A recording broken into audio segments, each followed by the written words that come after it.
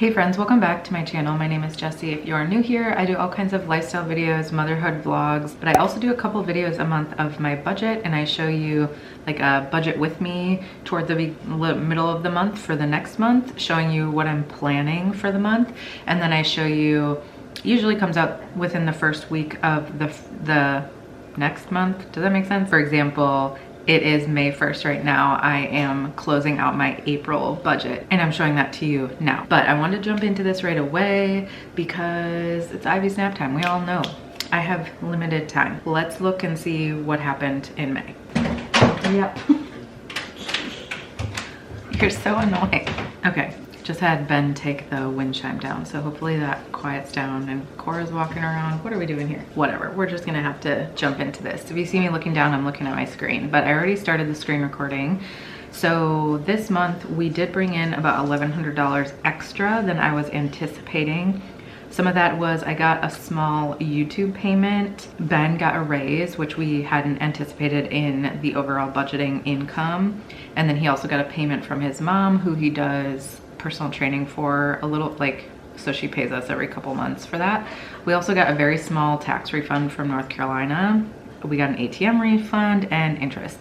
One thing I'm gonna say, we get interest payments every single month on our checking and savings account through Ally.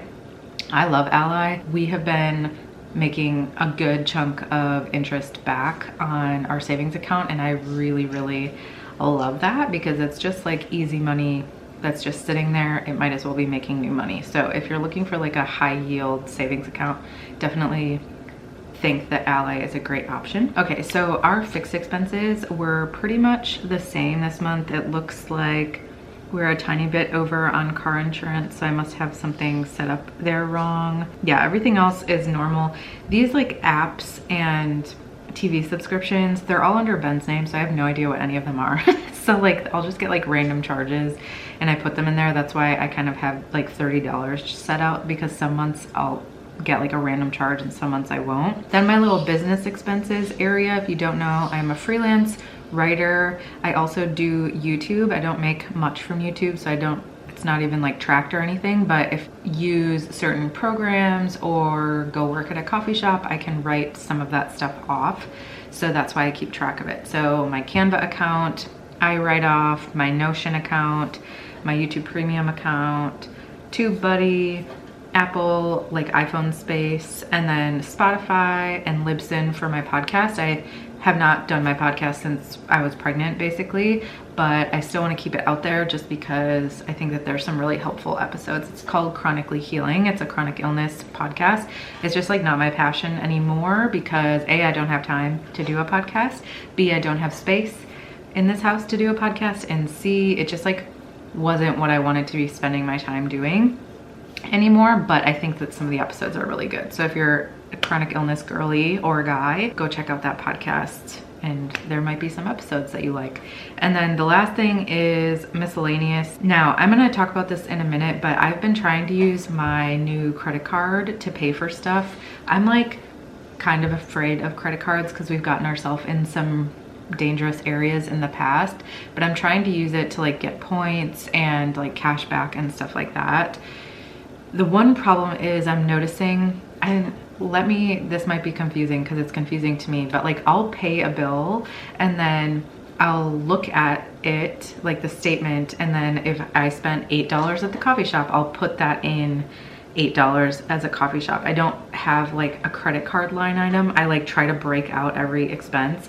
And that's becoming really difficult because, like, for example, I paid like a lump sum and I thought that I had already like transferred that all to this budget. And then when I looked back at it, now it's like I had already tracked $130 for Trader Joe's, but that came out with this new payment. So I don't know if that makes sense because it doesn't make sense to me. So I might just start using my credit card only for groceries and gas, which is initially what I was going to use it for. Honestly, just sometimes it's easier to use because it has the tap versus the like plug. Okay, wow. But yeah, I might start just doing that with my credit card. I feel like Ben's is a little bit easier because I only pay it like once a month. I don't know. Let me know. What am I doing that's making this confusing? I don't want to just make a credit card line item One, because I don't know how much that'll be, and like two, that kind of defeats the purpose of my budget because I have food and food out and Costco and all these things like separated out so I can see what I spent at these specific places. I don't know, maybe sometime in my life when I'm not doing like this intricate budgeting. Right now I like doing this, but maybe someday when I'm not, I'll just put everything on a credit card and pay it off at the end of the month, but I'm just like not there yet. So I need to figure it out. I think I might just pull back for now and just put groceries and gas on there, because then I just know, you know? Anyway, so I'm saying that because there is a chance that one of these coffees is double paid for, or it's actually from March and just something got messed up. I don't really know. So I don't think that I actually spent $66 between coffee and Pure Green, because I did get a couple of working lunches, but I guess there's a chance because both of those places are expensive, so who knows. But I spent $3,214.03 in fixed expenses, which was only about $1 over budget in total. Our debt is always the same. We have a car loan and then we have 4 student loans. I just say this in every video in case you're new, but right now we're just focusing on beefing up our savings account. And if at the end of the year we have an extra lump sum of money that we can pay off one of our student loans, we will. But right now we're just not focusing on the debt. They're fairly low payments, well, except for this one. They're fairly low payments, they're fairly low interest, so I'm not super worried about it. To be honest, this is the worst one, but I have the most money on it, so we can't pay it off yet anyway. And if you guys didn't know, I went to the hospital a couple weeks ago. You know, there's just like all of these things that could come up, and what got us into trouble years ago with like not having any money to pay for stuff, like when there was an emergency, was the fact that we didn't have a savings. So it's really important to us that we continue to beef up our savings for so if there are emergencies, we have something we can pull that from, like this hospital trip whenever I get the bill for that. Or B, eventually if we want to purchase a home, we currently rent the home we're in, and I have no idea if we're going to stay in Illinois long term, so I'm not going to purchase a home here until I know that. So we would like to purchase a home at some point in the next, like, I don't know, 5 years or so. So we'll see. But right now we're just renting. Anyways, that was like a big tangent, but I just wanted to let you guys know in case you're like, why aren't you like paying off your debt? It's because we're focusing on our savings. So moving on to this area, again, some of this might be stuff that got messed up on my credit card and actually is from March. I don't know. There's 2 expense categories in particular that I don't think were actually as over budget as it says, but I just needed to close out this budget, and I don't know what I messed up at the beginning of the month versus now, and I'm not going to go back through it and try to figure that out because that is just too much work. So I was able to close this out and figure it out for the most part, and this is what we did pay this month. I just don't know if some of it was actually from March's payments. Does that make sense? Anyway, so groceries, it says we're like $600 over budget. I actually think that 1 or 2 of those trips is actually from March, but I don't know that for sure. I will also say that we did get we did pay for Easter stuff, and we bought quite a bit of groceries for Easter. We've also been trying out a Hungry Root box, which is like a grocery / food box. I think we're gonna do it like once or twice a month, just for a little bit, but that is a little bit higher of a price. I will also say, even though you guys probably won't believe me, based on the fact that we still went over budget, we have been eating out less. So we've been eating a lot more groceries at home, and Ivy's been eating more food as well. So we were a little bit over budget on Costco as well. I'm trying to think why. Costco stuff for Ivy.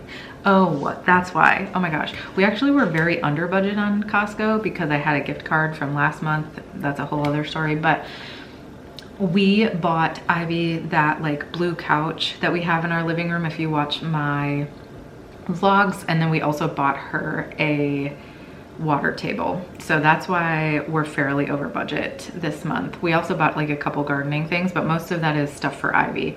So it's not your typical Costco stuff. So we were $38 over budget, but that's why.